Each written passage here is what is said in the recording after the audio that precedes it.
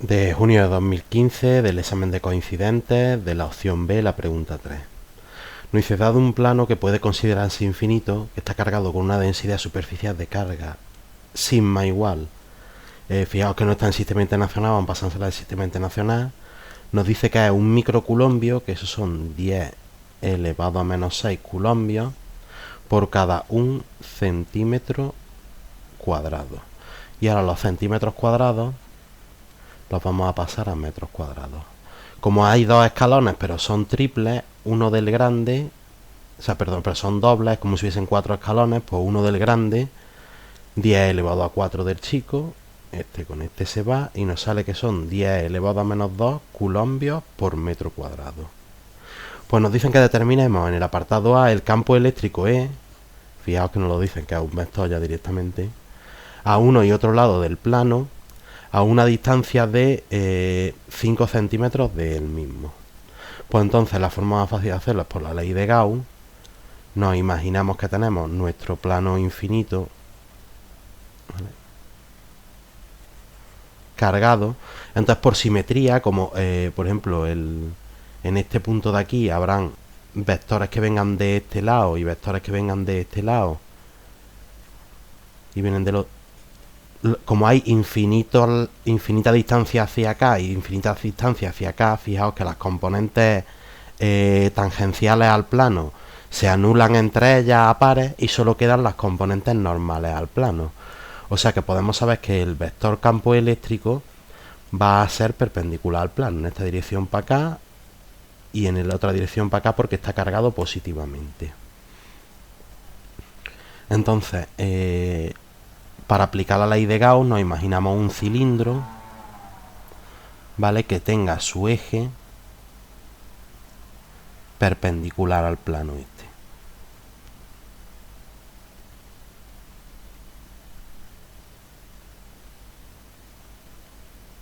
Entonces en este cilindro vamos a distinguir la superficie S1, la superficie S2 y la superficie lateral. Pues entonces, según la ley de Gauss, decimos que la integral de E por diferencial S es igual a la carga encerrada, a la carga interior, partido epsilon sub 0.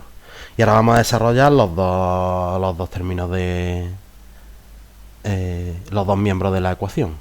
Integral de E por diferencial S, como el campo es constante, lo podemos sacar fuera de la integral y demás, entonces lo vamos a dividir en tres flujos, en el flujo por la superficie 1, flujo por la superficie 2 y flujo por la superficie 3. El flujo por la superficie 1 será E por S1 por el coseno del ángulo que forman S1 con el campo allí. Pues fijaos que al ser paralelos el ángulo que forman son 0 grados. Además el flujo por la segunda superficie, que será E S2 por el coseno del ángulo que forman, y como aquí el campo va hacia abajo y S2 también va hacia abajo, pues el ángulo que forma es 0. Y más E por superficie lateral por el coseno.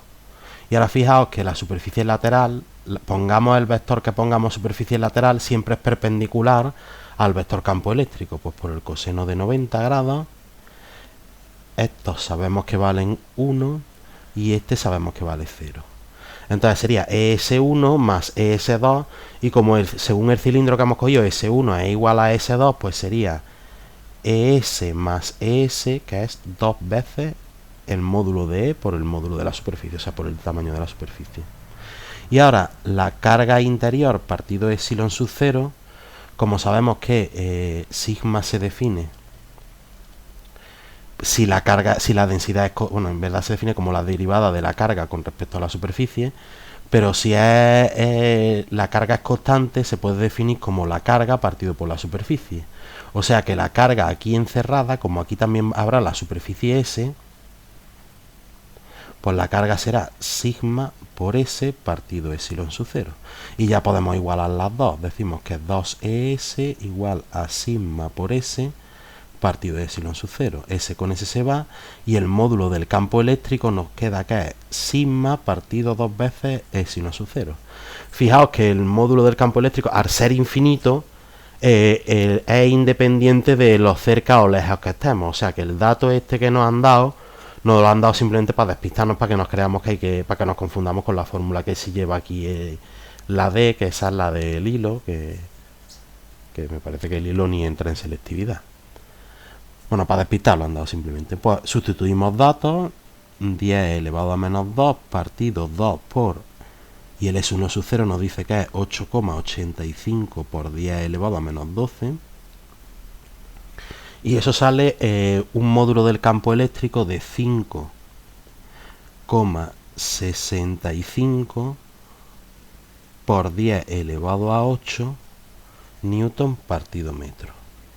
Y ahora, para expresarlo en forma de vector, vamos a definir, por ejemplo, hacia arriba un vector que vamos a llamar E sub n, que es perpendicular.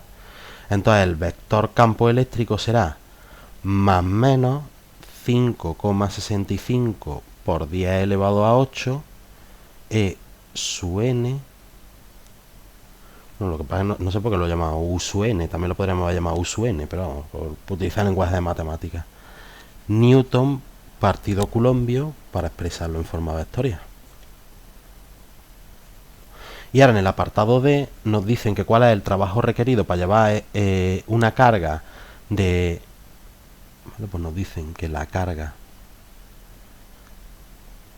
esta hora que vamos a llamar, porque voy a llamar Q', es 5 por 10 elevado a menos 6 coulombios. Y nos dicen desde un punto que dista 5 centímetros, por ejemplo desde este punto de aquí, a uno que dista 15 centímetros a este punto de aquí, del punto 1 al punto 2. ¿Vale? Pues fijaos que desde aquí hasta aquí el módulo del vector desplazamiento pues sería, bueno, vamos a calcularlo. El módulo del desplazamiento, o sea, el desplazamiento D es 0,015 longitud, distancia final menos distancia inicial, 0,1 metros de desplazamiento hacia abajo o hacia arriba, hacia el lado que sea. Bueno, pues también podríamos haber dicho desde aquí hasta aquí, el punto 1, el punto 2. Y aquí también tiene el mismo módulo, ¿vale? Lo que pasa es que uno va a ser hacia arriba y el otro hacia abajo. Pues el trabajo se define como la integral de línea de la fuerza del vector, del producto escalar del vector fuerza por el vector desplazamiento. Como la fuerza es carga por campo eléctrico, pues será carga por campo eléctrico por producto escalar de vector desplazamiento. Y ahora, como el campo hemos dicho que es constante y el desplazamiento es constante, los podemos sacar fuera de la integral y nos va a salir que es Q por módulo de uno por módulo del otro por el coseno del ángulo que forman. Y ahora fijaos que si estamos en el hemisferio de abajo, nos desplazamos hacia abajo y va a formar con el campo que también va a ir hacia abajo 0 grados. Y si estamos arriba y nos movemos hacia arriba, también va a formar 0 grados, siempre va a ser coseno de 0 grados. ¿Vale? Que como sabemos, vale 1. Pues será la carga 5 por 10 elevado a menos 6 por el campo eléctrico, que como es constante 5,65 por 10 elevado a menos 8, por 10 elevado a 8, y por el desplazamiento del sistema internacional, que es 0,1. Y nos sale un trabajo en sistema internacional de 282,5 julios.